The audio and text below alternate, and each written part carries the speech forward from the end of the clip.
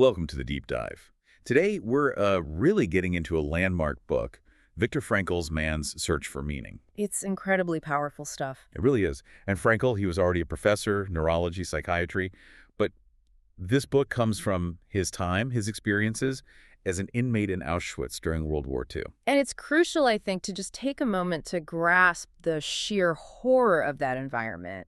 We can't really understand his insights without it. Absolutely. I mean, Frankl describes constant physical torture, barely any food, freezing conditions, rampant disease, vermin, working people literally to death, and the threat of the gas chambers always looming. Unimaginable. And on top of all that external horror, profound personal loss.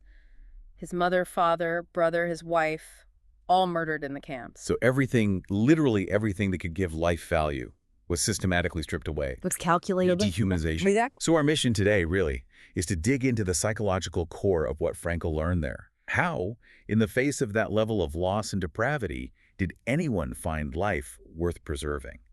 That's the central question, isn't it? It is. And what he found, which became the basis for his logotherapy, wasn't about physical strength, primarily. It was psychological, entirely. Okay, let's unpack that. The first big takeaway. You need to find meaning, a why, especially when you're suffering. He brings up that Nietzsche quote, doesn't he? He does.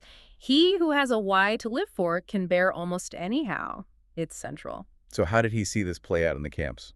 Well, Frankl, even amidst everything, was this keen observer. He noticed patterns, new prisoners. They often went through stages. First shock, obviously, then apathy. Apathy.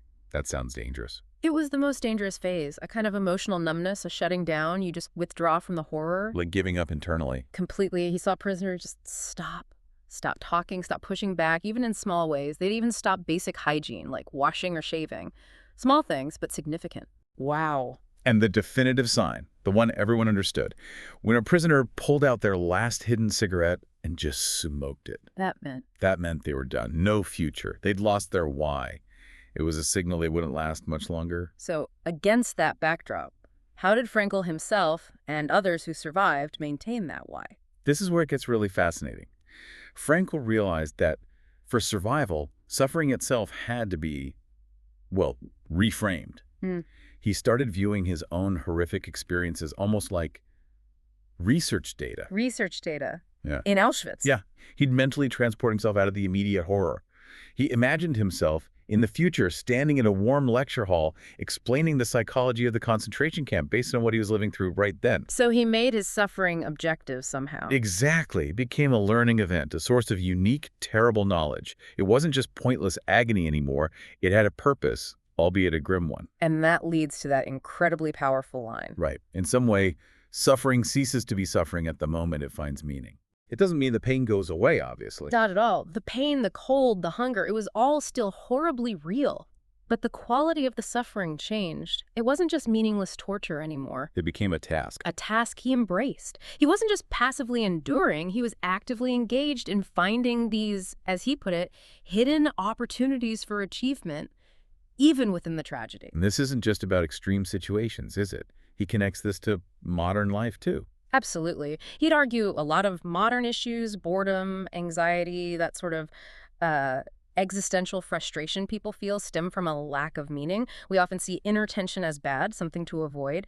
But Frankl says that tension, the striving towards a meaningful goal, is actually essential for psychological health. It's necessary. Okay, so finding a why gives you the strength.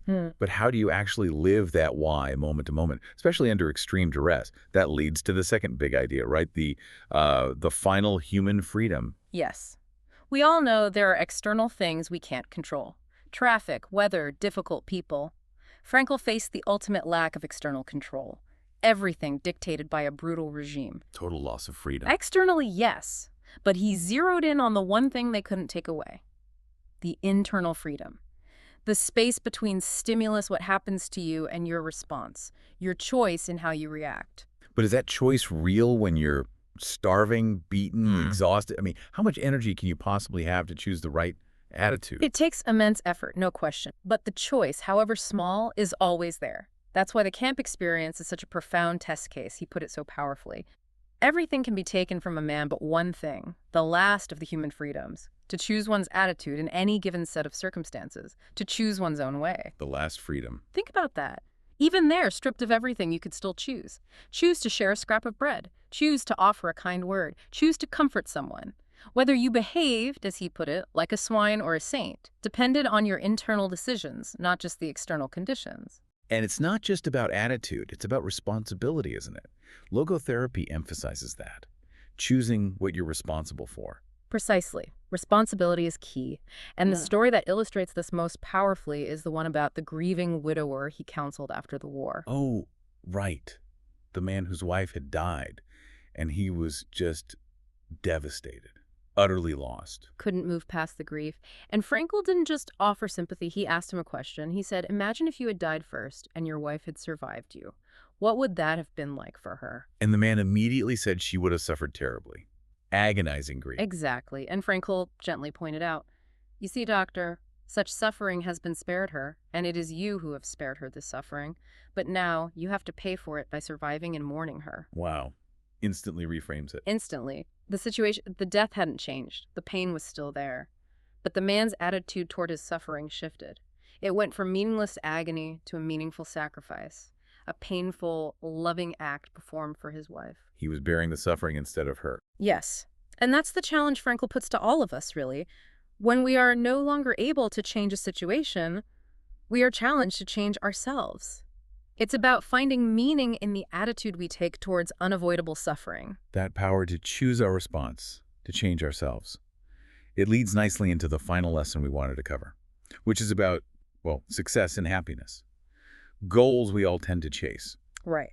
And Frankl had a somewhat counterintuitive take on this, especially regarding success. He saw a danger in the modern obsession with achieving success for its own sake. What was his warning? He basically said, don't aim at success. The more you aim at it and make it a target, the more you are going to miss it. Wait, that sounds backwards, doesn't it? Aren't we supposed to set goals and go after them? Visualize success? Frankl argues that if you make success the direct target, you paradoxically make it harder to achieve authentically, because you start focusing on the external rewards, not the internal drivers. So how does success and happiness happen, according to him? They have to ensue, as he put it. They need to happen as an unintended side effect, not the primary goal. A side effect of what, though? What should we be aiming for instead? He boils it down to two things, both requiring you to look beyond yourself. Success and happiness follow naturally, he says, from either. 1, dedicating yourself to a cause greater than yourself, a mission, something beyond your own ego. Okay, like a passion project. Or contributing to the community. Exactly.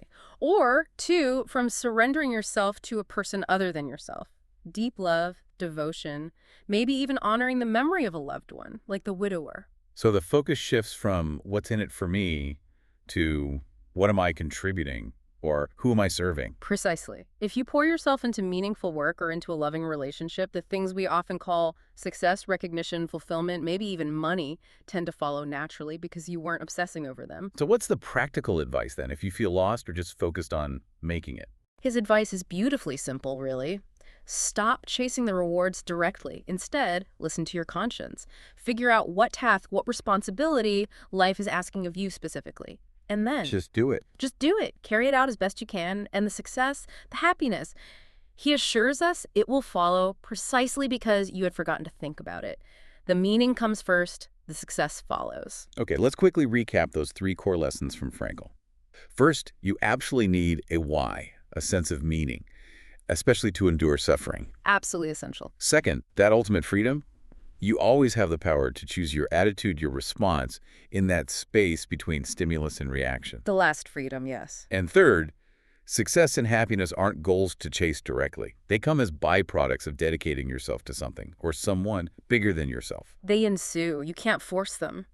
So, for our final thought, maybe reflecting on that immense pressure Frankl faced. Yeah, think about the weight of those choices. Give up or find a reason. It really highlights that the ultimate battleground is internal.